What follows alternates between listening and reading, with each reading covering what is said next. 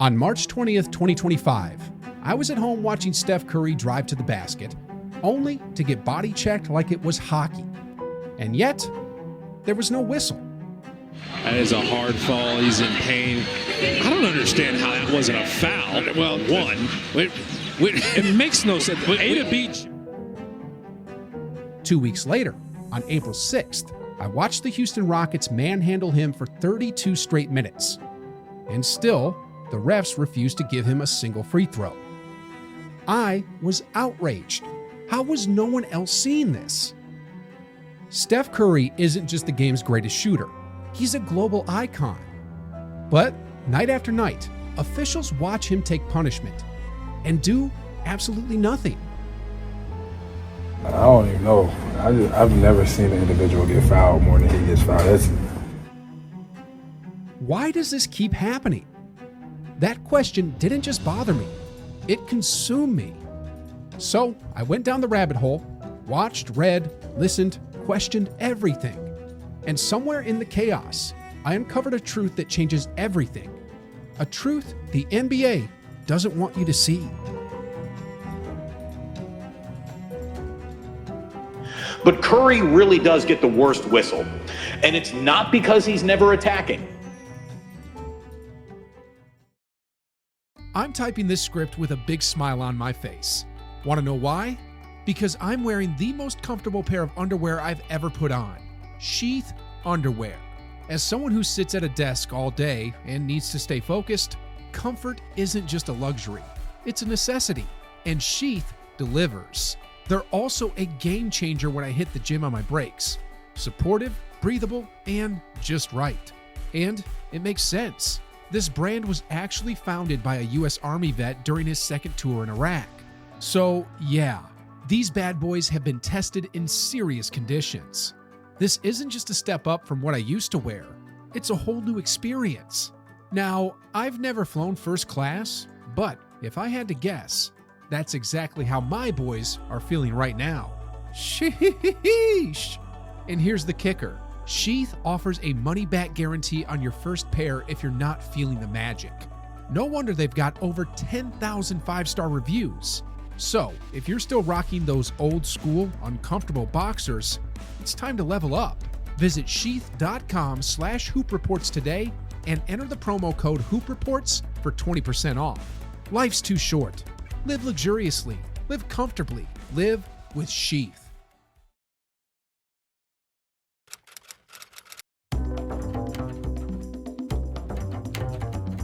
Here's James Harden, taking his defender to dance school. Then, like he's done 1,000 times, he hits that signature step back. His momentum carries him forward, legs drifting out, and the defender crashes into him. Whistle, bucket, three, and the foul. 2 to play. Harden, step back, puts up the three, got hit, shot's good, and one! James Harden! Now, here's Steph, same move. Create space, defender closes late, contact, whistle. You know what's next, right? An offensive foul, an offensive foul, an offensive foul. If there's one great mystery I can't wrap my head around as an NBA fan, it's this. Why do NBA referees seem to hate Steph Curry? This is the greatest shooter the game has ever seen. Never dirty, never over the top. Arguably the most ethical bucket getter of his generation. And yet, for some reason, the refs act like he doesn't deserve a whistle. It's bad. It's really, really bad, and I'm dead serious. If I'm the Golden State Warriors... Steph gets clobbered out there every game, and the only people who can do something about it? They stand there like statues, swallow the whistle, and give that nothing to see here look, like we all didn't just watch number 30 get hammered. Steph Curry gets hit on the head on a three-point shot. Like, that needs to be called, you know? Just the other night, I watched Dylan Brooks plow through him on a three, and nothing. 2 days earlier, Michael Porter Jr. runs up behind him on another three. Again, no call. It's ridiculous. It's infuriating. But what makes it even worse is seeing these same refs turn around and hand out whistles to guys like Shai Gilgeous-Alexander at the slightest touch. I mean, you breathe down his back, he's at the line. You enter his airspace, that's 2 shots guaranteed. But with Steph, it's radio silence. At first, I thought maybe I was just overreacting. Maybe it was biased. Maybe I was just seeing what I wanted to see. So I decided to check the numbers to actually know. That's why I looked at a full decade's worth of data and checked how often other top guards of Steph's era cracked the top 10 in free throws made per season. Here's what I found. Bradley Beal, 2 times. Trae Young, 6 times. Damian Lillard, 7 times. Now, take a second. Think about Steph Curry, the engine of the Warriors' offense. Touches the ball almost every possession. Twice in the last decade, Steph ranked 2nd in the league in field goal attempts. Not just among guards, overall. So, with all that volume, how many times do you think Steph cracked the top 10 in free throw attempts? If you said 3, you're wrong. 6 or 7, like other perennial all-stars? Still wrong. 8? Then get ready to be surprised. Because the real answer is 0. Yes, you heard that right. Steph Curry has never finished in the top 10 for free throw attempts. Not once. How is that even possible? A superstar in constant motion, bumped, grabbed, chased every night, and yet he's never cracked the top 10 in free throw attempts. Is it because he doesn't sell contact? Because he's a jump shooter? Or is it something deeper? If I'm the Golden State Warriors, I am compiling a weekly montage of blown foul calls against my superstar, and I'm sending them not to the league office, I'm sending them to Adam Silver's direct account. The internet is flooded with outraged fans. Post after post, thread after thread, all calling this utterly ridiculous. And it's not just fans either. Sports commentators, analysts, they see it too. The amount of disrespect and the lack of foul calls for a guy that is going to be top 10 greatest to ever do it when it's all said and done blows my mind. With all this in mind, one question still kept burning. What if Steph Curry actually got a fair whistle? Would he be clearly better than LeBron? A more unstoppable scorer than Kobe? Would he have a real chase to challenge Michael Jordan as the GOAT? I'm not here to answer that, but I am here to show you something that might change the way you see Steph Curry forever. So, I checked every game from 2021 to now where Steph took 10 or more free throws just to see how he'd stack up if he got the same free throw merchant treatment. In those games, he averaged 12.04 free throw attempts per night. That's slightly more than peak James Harden in 2020 at 11.8 per game. Slightly more than MVP Joel Embiid in 2022, also at 11.8. So what happens if Steph Curry gets that kind of whistle every night? First, let's put it in context.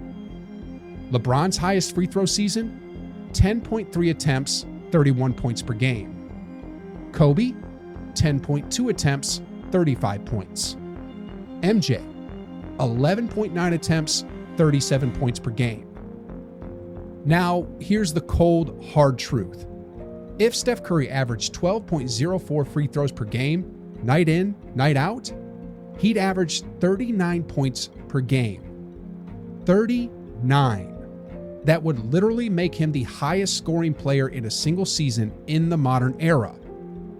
And that's when it clicked for me, that this wasn't just about basketball anymore.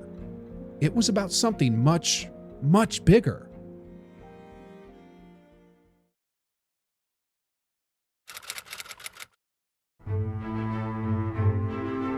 Why is the NBA disrespecting Steph Curry? I sat with that question for a long time. In addition, I've read the fan theories, followed the discussions, and the more I looked into it, the more a pattern started to emerge. Nike has officially extended their partnership in the basketball world. There's no definitive proof, but once you understand the machine behind the NBA, things start to add up. Let's start with something simple. Steph Curry is signed with Under Armour. To get to this day, this is a dream come true, a brand that's been behind me from day one. Now, consider this. Nike isn't just another brand. They're the NBA's largest apparel partner and by many accounts, their most powerful ally. And in 2024, Nike didn't just renew their NBA deal. They locked in another 12 years through 2037. The details? Kept under wraps. But insiders say it's worth multiple billions. This isn't just a sponsorship anymore. It's an alliance. And Nike's most important assets? They're NBA athletes. Now, picture this. Steph Curry, an Under Armour athlete, starts lighting up the league, dropping 40 a night on 70% true shooting. Not because he changed his game again, but because he finally started getting the same whistle those Nike stars get. What happens then? Suddenly, the spotlight shifts. Nike's headliners lose their grip on the next generation, who begin rocking Curry's kicks and buying Under Armour instead. My favorite is definitely the Curry 2. This wouldn't just be a branding issue for Nike. It'd be an existential threat. So, here's the theory. Nike and the NBA share an interest in keeping Steph's dominance just a little in check. Not erased, just human. A few fewer whistles, a couple less free throws, enough to still keep the numbers impressive, but not mythical. Because if Steph ever got the same whistle as someone like SGA, he wouldn't just be the greatest shooter of all time. He'd be the most unstoppable player of all time. And suddenly, the face of the league would be wearing Under Armour. But that's just one side of it. Here's the other layer. LeBron James. For over a decade, they've invested heavily in pushing LeBron as their heir to Jordan. ESPN revolves around him. He starred in Space Jam 2. The GOAT conversation somehow always loops back to him, despite him and Curry now having the same number of rings. Why? Because Nike bet $1 billion on LeBron. Literally. Well, according to one of James's business partners, it could be somewhere in the $1 billion range. Now, if Steph starts pulling in 10 free throws a night and puts up legendary numbers while winning, it doesn't just threaten LeBron's legacy. It threatens Nike's $1 billion gamble. Now, some will point out that Joel Embiid gets to the line a lot, and he's also Under Armour. Others like Harden, Trae Young, or Lillard, all Adidas, rack up free throws too. But here's the difference. None of them are in the position to challenge LeBron's legacy. No rings, no dynasties, no real threat. Steph is different. He can challenge that legacy, and he already has. And that's why many believe this is the real reason Steph Curry doesn't get the whistle. Not because he flops less, not because he plays differently, but because giving him that whistle could change the balance of power on the court and in the business of basketball. Because at the heart of it, this was never just about fouls. It was about protecting a $1 billion brand. Going through all this made me see Steph Curry in a completely different light. He was doubted in college, undervalued in the draft. He didn't fit the mold. Too small, too skinny, too different. But he just kept showing up, kept working, kept refining his craft. Not chasing attention, just getting so good, the game couldn't ignore him. And now, he's reached a point where the only way to stop him is to nerf him. Not with a double team, not with strategy, but by tweaking the rules and swallowing the whistle. Because if he got the same calls as everyone else, he wouldn't just win. He'd dominate, embarrass the system, make the big dogs look small. And honestly, that made me think, Steph's story proves there's no real ceiling. Not when you work hard and smart.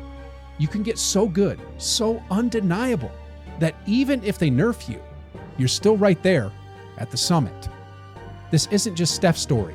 It's a reminder for all of us. Get so good they try to hold you back.